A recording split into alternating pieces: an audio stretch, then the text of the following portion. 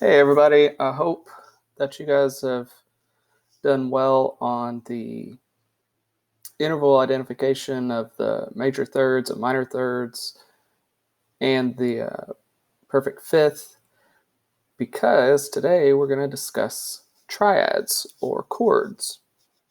So the basic type of chord is a triad, meaning that's a chord made of 3 notes.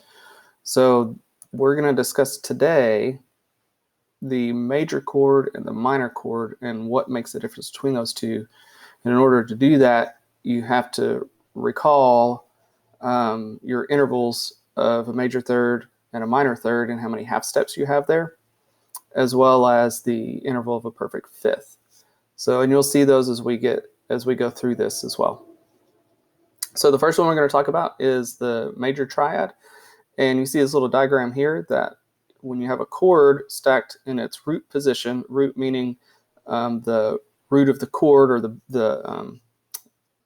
don't want to say the bottom note of the chord, because that doesn't necessarily always mean it, but if it's in its lowest position, that's our root. So if it's a C chord, then C is our root. If it's a G chord, then G is our root, kind of thing. So what we're going to discuss here is how these are made up. So you'll see them stacked in thirds. So you have an interval of a third here, an interval of a third here, so between C and E, and then between E and G. From the bottom to the top, then you also have a fifth. So C to G is a fifth. So this combination of third on third and overall fifth is what's going to give you your triad in its root position.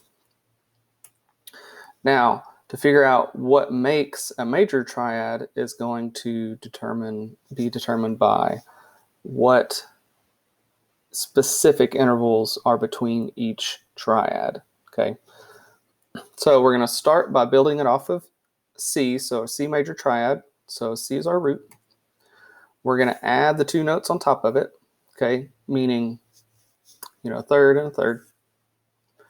Now we're going to determine what those intervals are between each one. So between C and E, we've counted up 4 half steps. And if you remember, 4 half steps for a third equals a major third, right? So we know that we have a major third on the bottom. And then to continue all the way up from the bottom to the top, that C to G, we have a full fifth. And remember that a perfect fifth is 7 half steps. So we know now that we have 7 half steps to create that perfect fifth. So we have a major third and then a perfect fifth overall. That major third on the bottom is what's going to give us our major chord. Okay, so really that bottom interval is what's going to decide if it's going to be a major or minor, without getting too complicated into the rest of it. As long as we have a perfect fifth, then that bottom interval is going to be the deciding factor between major and minor. When I taught this in music theory, AP music theory, we used Oreos. We had double stuffed Oreos for the major interval, and then Oreo thins, I think they were, for the minor third interval on top.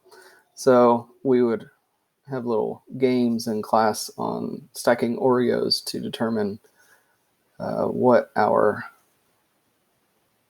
chords were going to be. Double stuffed on the bottom with a thin stuffed on top created a major triad, and if you flipped it, then it was a minor triad, and so on and so forth. But we can't do that because we are virtual, and I can't be handing out Oreo cookies to you guys without having to spray them down with sanitizer. That would not taste very good.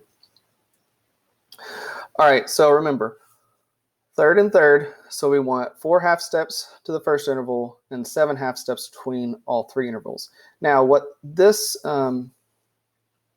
lesson here in musictheory.net does not really show you guys, at least not at this point, is that you really have 2 sets of third intervals. So you've got the bottom one, which is 4 half steps, making a major third, but on top, between the E and the G, you also have an interval of a third. And if you count that, if you start right here, so this is our E, you go 1, 2, 3. So we have a minor third on top. So really, to create a major triad, you have a major third on bottom with a minor third on top. Okay, so major third, minor third. All right, so keep that in mind. Major third on bottom, minor third on top equals major chord. Now, this is going to have us build a major triad starting on an E flat. So first thing we want to do is add our two notes on top. So we added our E flat and then we added our two notes on top. So we generically have a chord, but we don't know yet if it's major or minor. We may have to add some notes. So we're going to count from E flat 4 half steps. So we go to F1, or sorry, to E1, to F2, F sharp 3, and G is 4. So we know that the G is correct like it is because that's our 4 half steps.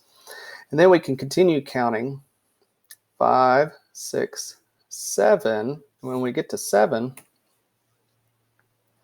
we stop and we look and see where we're at. Well, that's either an A sharp or a B flat, right?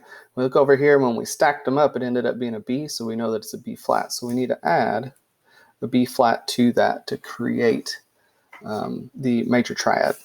And again, you can also look here, major third on the bottom because we have 4 half steps, and then minor third on top because there's just 3 half steps between those two notes. So major on the bottom, minor on top equals major. There's one more for you. It's going to build off of a B major chord. So we want to add our other two notes on top.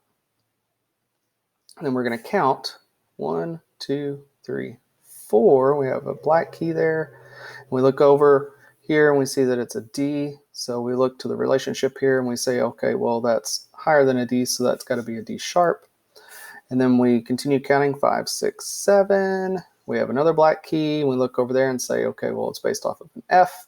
So that needs to be an F sharp. So we add our D sharp and our F sharp, and that's how we get a B major chord.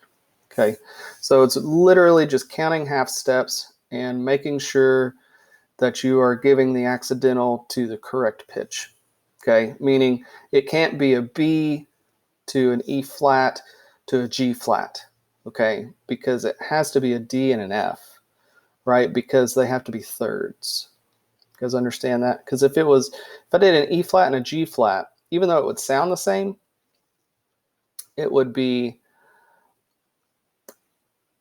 a B to an E flat would be a fourth, and then a B to a G flat would be a sixth, okay, just generically speaking. And we can't have a fourth and a sixth, right? It's got to be a third and a fifth, right? So that's how come those end up being D sharps and F sharps and not E flats and G flats. Because I know that question comes up quite frequently in band. Why did you give us, an E sharp? Okay, I know some of you guys had that in the show this year. Why did you give us an E sharp? Well, it's because of the chord structure. Okay, it couldn't be an F because an F didn't fit in the chord, but an E sharp did. Okay, so you guys are kind of starting to see why some of that stuff happens. And we always say it's based on the theory. It's based on the chord structure. It has to be there. Okay, and this is kind of why. Now, diving into the minor triad, it's really simple if you can understand the major triad, because remember, major was a major third on bottom, minor third on top. Okay, so and we've got that perfect fifth. A minor triad, we literally just flip that. Okay, so if you look here, we start with C, E, and G, and we already determined that that's 4 half steps and 7 half steps, so that makes a major triad. Well, to make it a minor triad, we just need to lower that middle note 1 half step by adding a flat, and now we have it. So we have 3 half steps on the bottom. Okay, we still have 7 half steps overall because both major and minor are both based off of a perfect fifth between the bottom and top note. Okay, so it's really just this middle note that's going to decide it. Okay, so 4 half steps would have been the E, that's a major triad. Lower that to the minor third, and it gives us a minor triad. Okay, so 3 half steps in the middle is minor, 4 half steps in the middle is major. And if you recall where I was saying that for a major triad, it's a major on the bottom and a minor on the top, we'll look here. Now for a minor is minor on the bottom, and then 1, 2, 3, 4. That makes a major triad on top. Okay, so you just flip those cookies. You put the double stuffed on the bottom and the thin on the top for a major, and you just flip it to a thin on the bottom and a double stuffed on top, and you end up with a minor. Okay, so minor and major literally opposite of each other. Okay, if you look at this middle note, and it's as simple as that. Okay, so when you're counting, you're going to get an exercise that is laying out some different major chords and minor chords, and you'll have to identify which one it is. Is it major? Is it minor? And so really what you're aiming for is that middle interval. You know, is it 4 half steps or is it 3 half steps? Okay. When we dive into some more of the other intervals, when we start learning about augmented and diminished, then we'll have more options available to us beyond the major and minor triads as well. So anyway, I hope you guys understand this. If you need further explanation or clarification on something, don't hesitate to shoot me an email and ask me. Thanks, guys.